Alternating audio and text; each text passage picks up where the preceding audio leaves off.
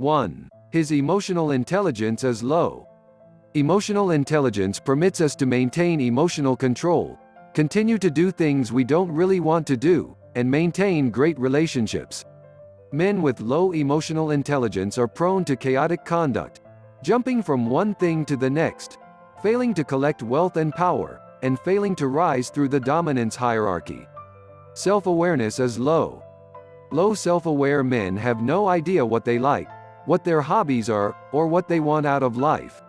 Low levels of self-control. They prioritize short-term pleasure over long-term results because they have poor self-management. They go out and buy anything they want, possibly with credit. Low social capabilities. Poor people skills and relationships result from a lack of social awareness and relationship management. 2. He lacks motivation and purpose. Someone once remarked that if you don't have a goal, you'll wind yourself working for people who do. That is correct. While working for someone else isn't necessarily a sign of poor quality, accepting whatever comes your way with no preference and no desire to improve is. 3. A big ego with no complementary skills. Cocky is a term used to describe someone who has a large ego and is skilled. Delusional is a term used to describe someone who has a large ego but lacks skills. A large ego isn't enough to cast a man into the ranks of social outcasts. Men with a large ego frequently have two additional challenges that keep them undervalued. Fragile ego. Contrary to popular assumption, it is possible to have both a large and a fragile ego.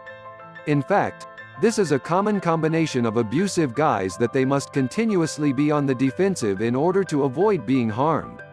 Fixed mindset. When a person believes he cannot improve, he has a fixed attitude.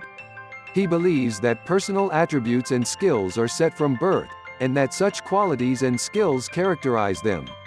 4. Doesn't give a damn. It's fashionable these days to proclaim, "I don't care." However, most of the time, it's a protective strategy used to project a false sense of superiority.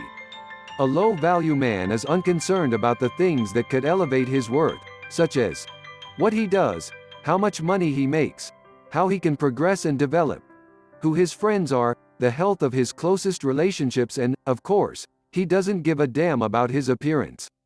He is unconcerned about being overweight, wearing ill-fitting clothes, or seeming disheveled.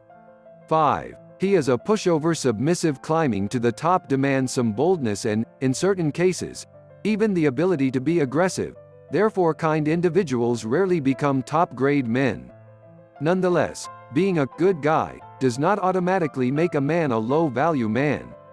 That's because many very nice guys aren't actually nice, they're just scared. A passive, low-value man lacks the fortitude and bravery to state his thoughts.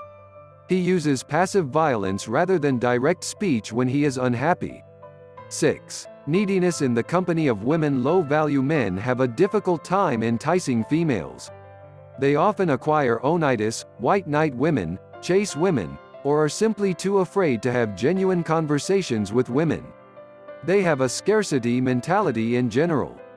Giving a lady unnaturally high attention or seeking women who make them feel stronger might both be signs of low worth. Clinginess in a relationship. When it comes to attachment styles in relationships, low-value males are either anxious or avoidance. Avoidants are sometimes mistaken for assholes, although they are scared of intimacy. Others control his self-esteem and behavior because he lacks internal references. Low-quality guys don't value opinions, they follow trends, and they let groups decide what's good and bad for them. Most importantly, they only feel good when others let them to. To get acceptance, he follows the rules of others. Fakeness is frequently a side effect of low self-esteem. Low-value men are deceitful because they do not believe that simply being themselves is sufficient. As a result, individuals don various masks to conceal what they perceive to be severe flaws that would turn people away from them, and they acquire the masks that various social groups want them to wear. 8. Believes he has little control over anything. The locus of control refers to how much people believe they have influence over their lives. Whether you feel like the guy at the helm of your life or a castaway in a rudderless lifeboat is determined by your locus of control. You believe you have control over your life if you have an internal locus of control. You believe random events influence the trajectory of your life and that you have no control over them if you have an external locus of control. I hope you enjoyed the video. Let me know what you think in the comments section, and subscribe to the channel with the notification bell turned on so you don't miss any future videos.